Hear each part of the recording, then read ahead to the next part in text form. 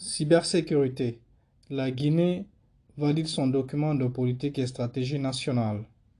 Après 4 jours d'intenses travaux, la République de Guinée, à travers un atelier, a validé ce jeudi 7 avril un document de politique et stratégie nationale en matière de cybersécurité. Ce document constitue désormais une référence en matière de politique et stratégie de cybersécurité. Il définit les principales orientations à travers les lois, des règlements et pour les 5 prochaines années. Dans son discours de circonstance, M. Bamba Oliano, secrétaire général du ministère des Postes, Télécommunications et de l'économie numérique, a indiqué pour les 5 prochaines années, le choix est porté sur une approche de complémentarité et de synergie avec l'ensemble des structures engagées dans la prévention et la lutte contre la cyberattaque et l'utilisation illicite des données à caractère personnel. Pour ces 5 prochaines années, nous avons opté pour une approche de complémentarité et de synergie entre toutes les structures engagées dans la prévention et la lutte contre les cyberattaques et l'utilisation illicite des données à caractère personnel. Nous conviendrons tous que le cybercrime organisé reste l'un des domaines dans lesquels une collaboration soutenue et le respect des normes sont absolument nécessaires. Il est donc impérieux de pérenniser et renforcer à la fois les capacités humaines, techniques et technologiques et la coopération nationale et régionale à travers les séances de travail à l'image de celle-ci. Mesdames et messieurs, chers participants, je vous exhorte vivement à mettre ces connaissances en pratique, à cultiver le partage de l'information et à l'intégrité, afin d'atteindre notre objectif commun de démantèlement des entreprises criminelles dans le numérique.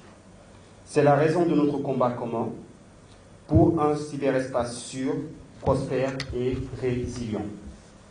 En réitérant à tous les sincères et vifs remerciements pour votre participation effective à cet atelier, je déclare donc clos l'atelier de validation du document de politique et stratégie nationale de cybersécurité et de sensibilisation. Je vous remercie à tous. Les défis sont énormes parce qu'il y a une certaine exacerbation de la commission des infractions dans le domaine numérique.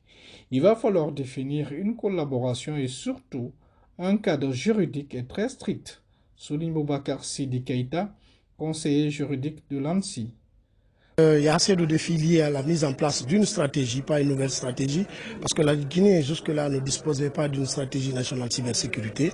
Et en l'occurrence, c'est ce que les partenaires techniques et financiers, l'UIT et le PNUD, et beaucoup d'autres partenaires nous ont accompagnés à mettre en place pour la validation du document de stratégie. Donc c'est des défis, à l'instar de toutes les autres nations du monde qui sont confrontées à cette grande révolution numérique, technologique qu'on connaît, qui est l'Internet. Alors les défis sont énormes parce qu'il y a une certaine exacerbation de la commission des infractions au niveau du numérique.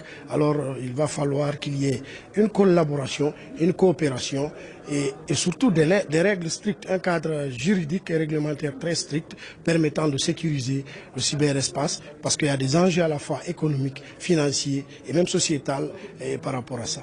La Guinée, je vous rappelle, est membre de la Convention. La Guinée a ratifié la Convention de Malabo. Après la ratification de la Convention de Malabo, il y a eu des actes qui ont été posés depuis 2016 en République de Guinée.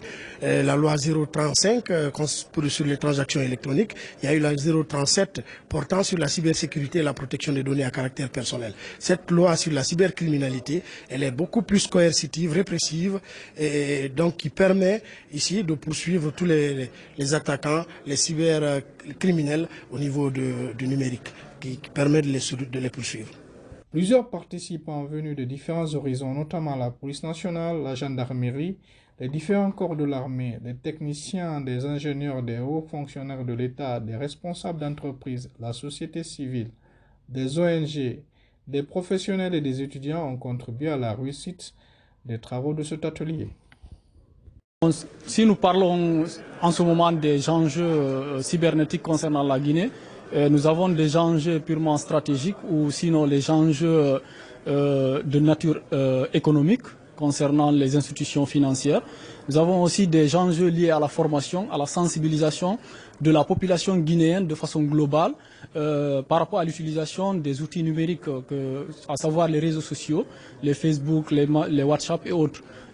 C'est quelque chose qui va amener les citoyens à intégrer ici une culture cyber, en fait, pour leur permettre de se prémunir contre les attaques en utilisant les réseaux sociaux. Il y a beaucoup de choses qui nous manquent. Déjà, il y a l'ANSSI qui est créé pour piloter tout ce qui est projet de cybersécurité au niveau national, mais il y a également des structures ou bien des organisations qui doivent être mises en place. La stratégie nationale va définir tout ça en invitant aux entreprises, par exemple, d'appliquer des politiques de sécurité, des mesures de sécurité de leurs infrastructures. D'accord. Également, il doit y avoir des centres opérationnels de sécurité pour monitorer l'ensemble des systèmes guinéens, que ce soit des systèmes étatiques ou sinon inviter les entreprises du privé également à se conformer à des normes pouvant leur permettre d'avoir une crédibilité vis-à-vis de leurs partenaires, sinon vis-à-vis de leurs clients directement.